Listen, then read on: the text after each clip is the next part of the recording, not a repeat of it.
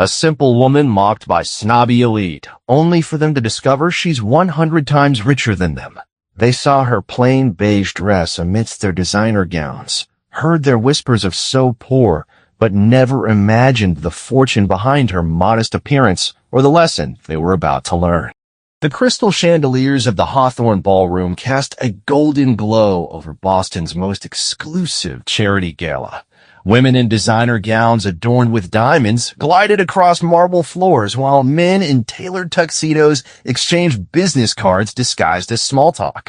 Catherine Winters adjusted her sapphire necklace, its blue stones shimmering as she surveyed the crowd. This charity gala better be naming the new hospital wing after someone worthwhile this time, she remarked, her gaze lingering on the architectural renderings of the new pediatric oncology wing displayed around the room. Emma moved gracefully through the throng, her demeanor calm and confident. At 34, she exuded a quiet strength that didn't require embellishment. She paused to admire the renderings, her eyes keenly focused on the details that others overlooked. Unbeknownst to the socialites, Emma had spent her day touring the hospital's pediatric ward, learning the names of young patients and promising a little girl with leukemia that the new wing would feature windows facing the garden where butterflies would gather in the spring. It was a promise she intended to keep. "I don't believe we've met," a cultured voice interrupted her thoughts. Catherine Winters extended her hand, her diamond bracelet catching the light. "Catherine Winters, fundraising chair for the hospital board." "Emma Sullivan," she replied, offering a genuine smile. "What brings you to our little gathering tonight? Are you with the medical staff?" Catherine inquired, her tone laced with skepticism. "No, I'm just passionate about children's health care," Emma answered simply, maintaining her composure as Eleanor Madison, another member of the elite circle, moved closer, champagne flute delicately poised in her hand. "We don't often see new faces at these events," Eleanor commented, her tone a mix of curiosity and condescension. "The Hawthorne Gala is usually quite exclusive." Emma nodded, her expression unfazed. "The invitation mentioned the pediatric oncology wing, a cause close to my heart." Patricia exchanged a glance with Catherine, raising her eyebrows in disbelief. "Well, every small contribution helps, I suppose, though tonight's donors are mostly in the 6- and 7-figure range," she remarked with a hint of mockery. "That adds up," Emma agreed pleasantly, her demeanor unwavering. Catherine narrowed her eyes slightly, feeling an unsettling aura around this plain woman, who seemed so unfazed by their disdain. "Your dress," she began, her voice dripping with false concern. "Is it vintage?" The question hung in the air, its true meaning transparent. Eleanor barely concealed a smirk behind her glass. "Just simple," Emma replied, unfazed. "I find elaborate designs distracting." "How practical," Catherine replied, the word dripping with sarcasm. "We must introduce you to Montgomery Wells. He's our biggest donor from last year. $5 million for the emergency department. Monty loves meeting everyday people." Emma's eyes reflected a quiet wisdom.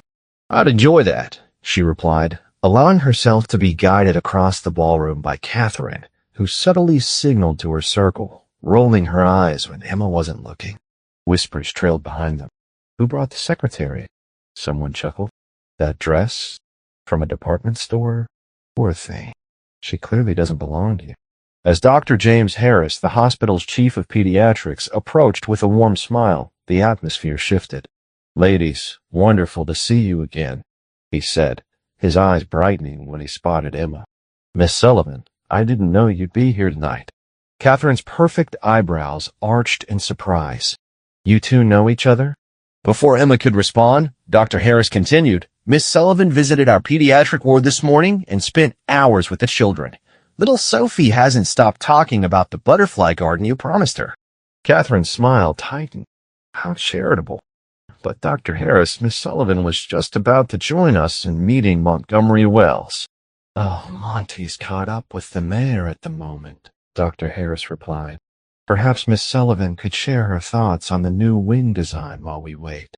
Her perspective might be valuable." Patricia let out a silvery laugh. "James, darling, I'm sure Miss Sullivan is more interested in the canapes than construction plans. This is rather technical after all."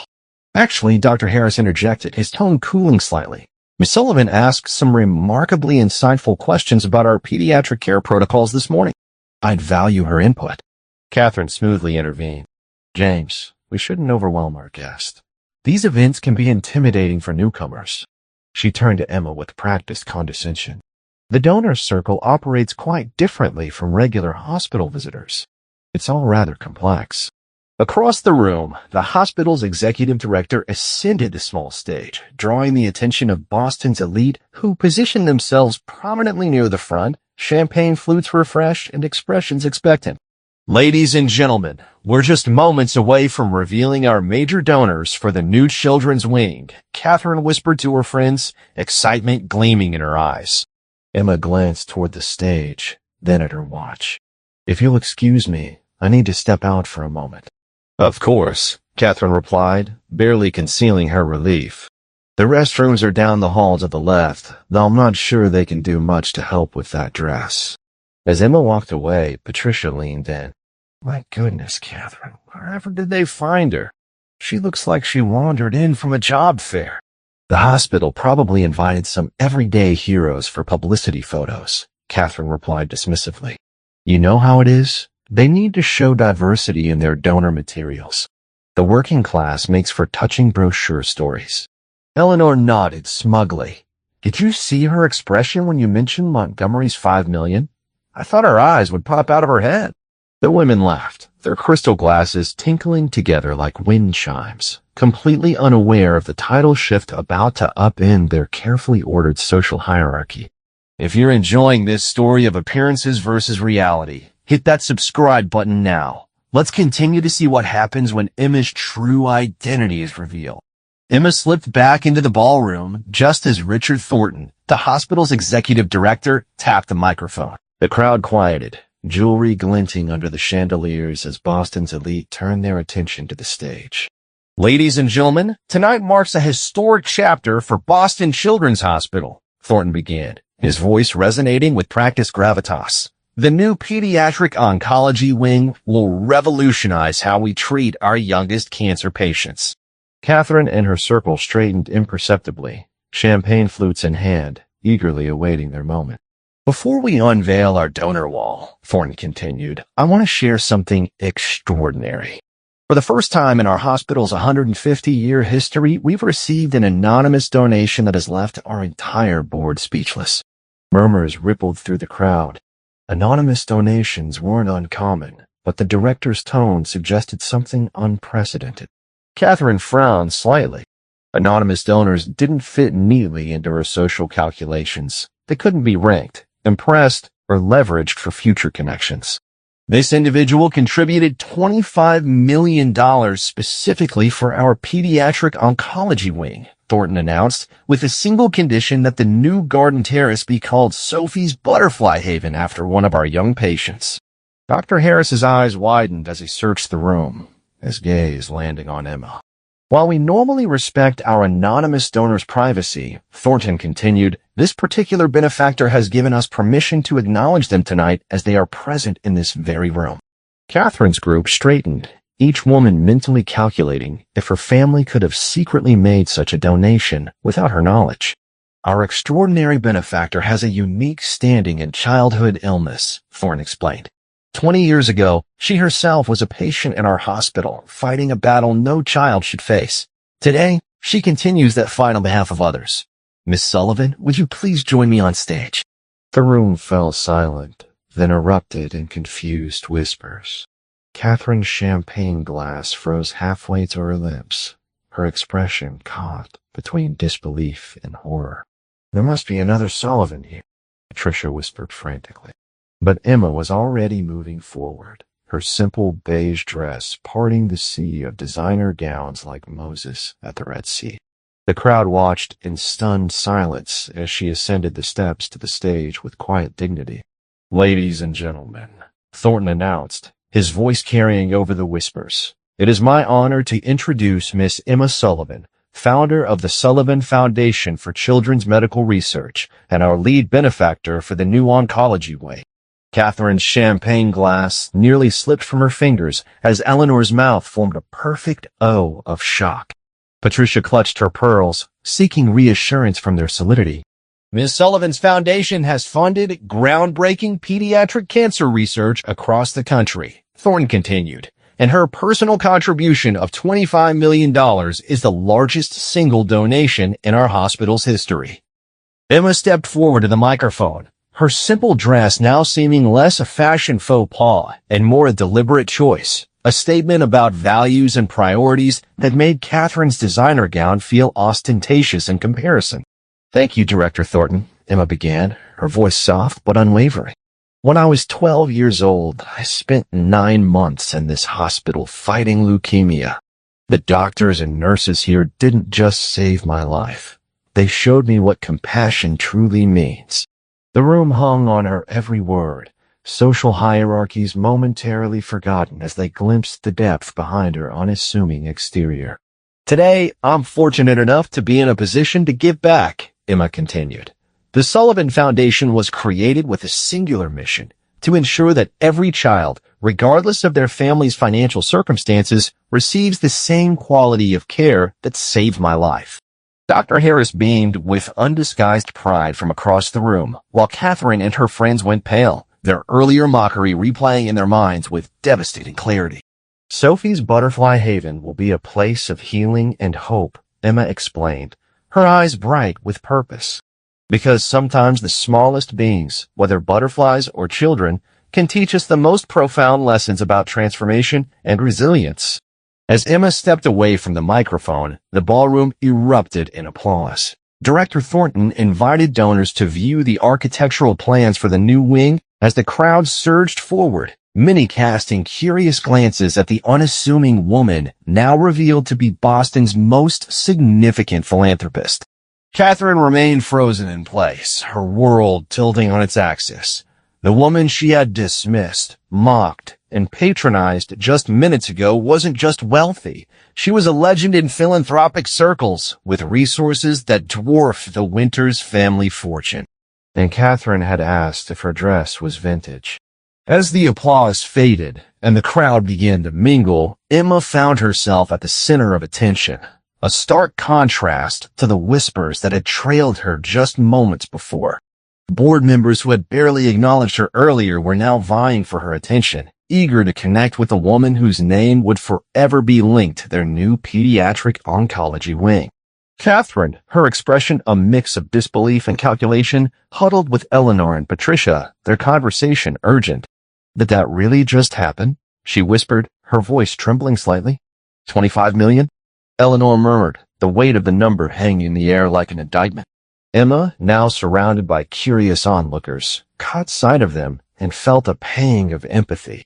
She understood the sting of social hierarchies, having felt the weight of judgment herself. Yet, she remained composed, her focus on the children who would benefit from her contributions rather than the fleeting opinions of the elite. Dr. Harris approached Emma, his warm smile radiating kindness. I wanted to see their faces when they realized, he admitted quietly, a twinkle of mischief in his eyes. Is that terrible of me? Emma's lips curved into a gentle smile. I didn't do this for the reveal, James. But I admit it does make a point. 25 million points to be exact. He chuckled, but his tone shifted as he continued. Sophie hasn't stopped talking about her butterflies. You've given her something precious, Hope. Their conversation was interrupted by Catherine, who approached with deliberate steps, her designer heels clicking against the marble floor. Miss Sullivan, she began, her voice now honey-sweet. What an absolutely wonderful surprise. Had we known of your foundation's important work? But you didn't need to know, Emma interjected gently, her tone kind but firm. That's rather the point, isn't it? Catherine faltered, her social armor showing the first signs of cracks. There appears to have been a misunderstanding. No misunderstanding, Emma replied, her voice steady. You saw what you expected to see, a woman whose worth you measured by her clothing and connections rather than her character. Eleanor stepped forward, her diamond earrings catching the light. We meant no offense. These events have certain expectations. Standards, yes, Emma agreed, her gaze steady. And tonight has certainly illuminated what those standards truly are. As the atmosphere shifted around them, the executive director, Richard Thornton, called for attention once more. Ladies and gentlemen, it is with profound gratitude that we recognize those whose generosity will make our new children's wing possible, he announced, preparing to unveil the donor wall. Catherine and her circle straightened, eager anticipation on their faces as they awaited the acknowledgement of their social standing. The names on this wall represent not just financial contributions, but investments in our community's future, Thornton continued, pulling back the velvet covering to reveal the list of names. Gasps rippled through the crowd as they read the inscription that was meant to honor Emma's contribution. Instead of her name at the top, it read, "In honor of Sophie and all children fighting battles beyond their years. Your courage inspires our commitment." Emma had chosen to have her donation remain anonymous, a decision that left the crowd in stunned silence. Miss Sullivan has requested that her contribution remain anonymous on our permanent installation, Thornton explained, his voice thick with emotion. She believes the true focus should remain on the children we serve. The implication of her choice sank in. Emma had rejected the very recognition that most in this room coveted above all else. Her $25 million donation would forever be attributed not to her name, but to the children themselves, a powerful statement against the superficiality that had governed the evening. Catherine turned to Emma, tears brimming in her eyes for the first time that night. "You've shown me something tonight I desperately needed to see," she whispered, her voice raw with emotion. Emma smiled gently, her heart warm. "We all need reminding sometimes that our true worth isn't in what we have, but in what we give." As conversations resumed around them, Emma slipped quietly toward the exit, her purpose for the evening accomplished. It was not just about the donation, it was also about planting a seed of transformation in unexpected soil. She hoped that the evening's revelations would resonate beyond this ballroom, inspiring others to look beyond appearances and recognize the true value of compassion and kindness. The night had changed her too, as she felt a renewed sense of fulfillment, knowing that her actions would create lasting change for children like Sophie. 6 months later, this transformation would bloom in the form of Sophie's Butterfly Haven, a garden where healing transcended medicine and the laughter of children echoed with hope.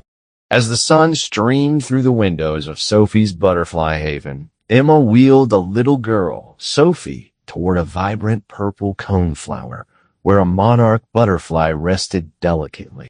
"See how the wings open and close?" Emma pointed, her voice filled with warmth. "They're drying in the sun, gathering strength for flight." Sophie, her delicate fingers reaching out but hesitating, whispered, "Just like me. I'm gaining strength too." Emma squeezed the 8-year-old's shoulder gently, her heart swelling with pride. "Exactly like you," she affirmed, knowing how much Sophie had already overcome.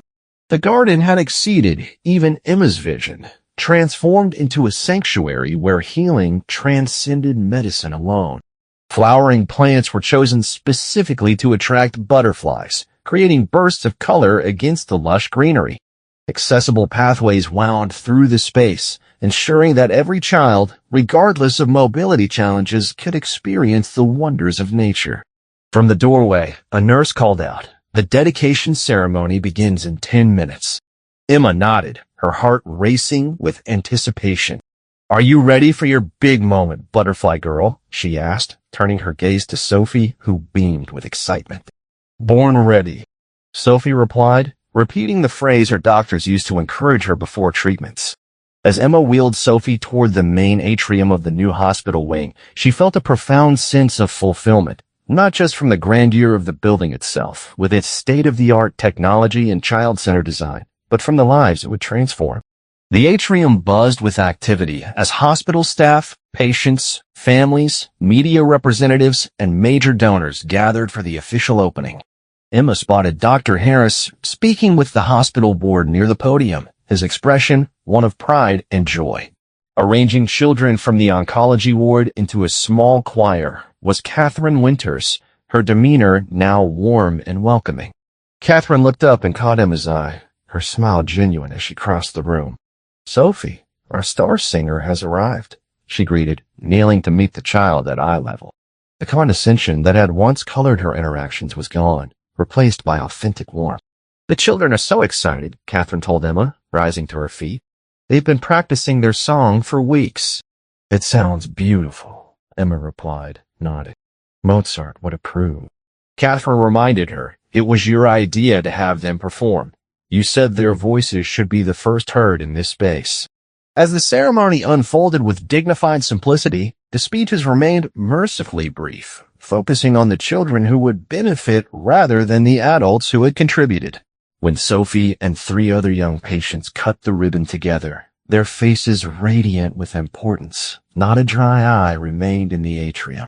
Afterward, as attendees toured the new facility, Emma found herself alone with Catherine near Sophie's butterfly haven. I owe you an apology, Catherine said, watching the butterflies drift between flowers. Not just for that night, but for a lifetime of measuring people by the wrong metrics. Emma shook her head. You've apologized enough. Your actions these past months speak louder than any words could. Catherine smiled ruefully. Eleanor and Patricia think I've lost my mind, spending my days with sick children instead of planning charity luncheons. It's positively scandalous. And what do you think? Emma asked, genuinely curious. I think I was asleep for most of my life, Catherine replied simply, reflecting on how her priorities had shifted. Making judgments based on appearances, collecting connections instead of creating meaning. She gestured toward the children exploring the garden. They've taught me more about living than 50 years in Boston society ever did. Emma nodded in agreement. They have a way of stripping life down to its essentials. Catherine paused, a thoughtful expression crossing her face. My husband doesn't quite understand, she admitted. He's supportive, but confused by the new me. Yesterday, he asked when I'd be rejoining the country club committee. And what did you tell him? Emma asked, her curiosity piqued. That I'm too busy helping plan the hospital's new sibling support program, Catherine replied, a sparkle of mischief in her eyes. The look on his face was priceless. Their conversation paused as Sophie wheeled herself over to a newly emerged butterfly perched on a feeding station. What she doesn't know, Catherine said quietly, is that her mother works 2 jobs to pay for treatments that insurance won't cover. I've established a foundation to help families like hers, Catherine continued, pride evident in her voice. The paperwork was finalized yesterday. Emma's eyebrows rose in genuine surprise. Catherine, that's wonderful. It's a beginning, Catherine replied, her tone hopeful. You showed me that wealth brings responsibility, not just privilege. I can't donate $25 million, but I can make a difference in my own way. Emma smiled, her heart full. That's all any of us can do. As they watched Sophie carefully coax a butterfly onto her finger, her face lit with wonder, Catherine spoke again, her voice reflective. That night at the gala, it wasn't really about the money, was it? It was about seeing beyond surfaces, Emma acknowledged. About recognizing that true worth isn't reflected in clothes or bank accounts or social standing. I judged you by your dress, Catherine admitted quietly. And now? Emma prompted gently. Catherine's gaze shifted to Sophie and then back to Emma. Now I try to see people as they are, not as they appear. It's harder than it sounds. The most meaningful changes usually are, Emma replied, understanding the challenge that lay ahead. Just then, a nurse approached, letting them know the children's choir was assembling for their final performance. As they walked back toward the atrium, Catherine paused, her expression earnest. Thank you, she said simply, for the humbling I needed, and for the opportunity to become someone better. Emma squeezed her hand briefly. We're all works in progress, Catherine. The butterfly doesn't start out with wings. Together, they joined the gathering in the sunlit atrium, where the children's voices soon filled the space with song, a chorus of hope rising from those who understood better than most the precious nature of each day and the true meaning of transformation. Through this journey, both Emma and Catherine learned that while they had made judgments based on appearances, looking beyond the surface revealed the true worth of those around them. As the final notes of the children's choir echoed through the atrium, the audience erupted into applause, their hearts warmed by the innocence and joy radiating from the young singers. Emma stood at the back, her eyes glistening with tears of pride as she watched Sophie, her face aglow, singing with all her might. It was a moment of pure magic, a celebration of hope and resilience that transcended the struggles they had all faced. After the performance, attendees mingled, their conversations filled with excitement and admiration for the children. Emma moved through the crowd, exchanging smiles and nods with familiar faces, feeling the warmth of community envelop her. The atmosphere was alive with a sense of purpose, and for the first time, she felt truly seen and appreciated for who she was and what she stood for. Catherine, now fully immersed in her role at the hospital, approached Emma, her expression radiant. "That was beautiful," she said, her voice filled with genuine admiration. "You've created something remarkable here." Emma smiled, but her heart was still heavy with the knowledge of the challenges that lay ahead for many families. "Thank you, Catherine.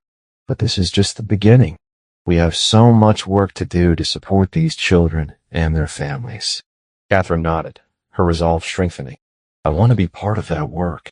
I've learned so much these past months, and I can't just walk away from it." "I'd love for you to be involved," Emma replied, her eyes sparkling with hope. "We can create programs that really make a difference. Support groups, financial assistance, anything that helps lighten their burden." As they spoke, a small group of parents approached, their faces lined with worry and fatigue. Emma and Catherine immediately shifted their attention to them, sensing the need for compassion and understanding. "Is there anything we can do for you?" Emma asked gently, her heart open. One mother, her voice trembling, spoke up. "We're struggling to keep up with the medical bills. I work 2 jobs, but it's still not enough." Catherine exchanged a glance with Emma, a silent understanding passing between them. "We can help," she said firmly. "I've started a foundation to support families like yours. We'll provide financial assistance and resources for you." The mother's eyes widened in disbelief. "Really? You mean it?" "Absolutely," Catherine replied, her voice steady. "You're not alone in this. We're here to support you." As the mother expressed her gratitude, Emma felt a rush of warmth. This was the transformation she had hoped for, not just in her own life, but in the lives of those around her. Later that evening, as the celebration wound down, Emma took a moment to step outside into the cool night air. The stars twinkled above her, reminding her of the countless wishes made by children hoping for brighter days. She closed her eyes, taking a deep breath, feeling the weight of her journey settle comfortably on her shoulders. Catherine joined her, leaning against the railing. "You've changed so many lives, Emma," she said softly, "including mine." Emma turned to her, surprised by the depth of Catherine's sincerity. "Thank you, but it's a team effort. We're all in this together." Catherine smiled, her eyes reflecting a newfound understanding. "I've learned that true wealth isn't about money or status. It's about the impact we have on others. I want to continue that work with you." Emma felt her heart swell with gratitude. Together, we can create a legacy that truly matters. As they stood side by side, gazing out at the stars, both women understood that their paths had aligned for a reason. In this moment, they were united by a shared purpose to uplift those who needed it most and to foster a community built on compassion, understanding, and hope. The journey ahead would be filled with challenges, but they were ready to face them together, armed with the knowledge that every small act of kindness could bring about profound change.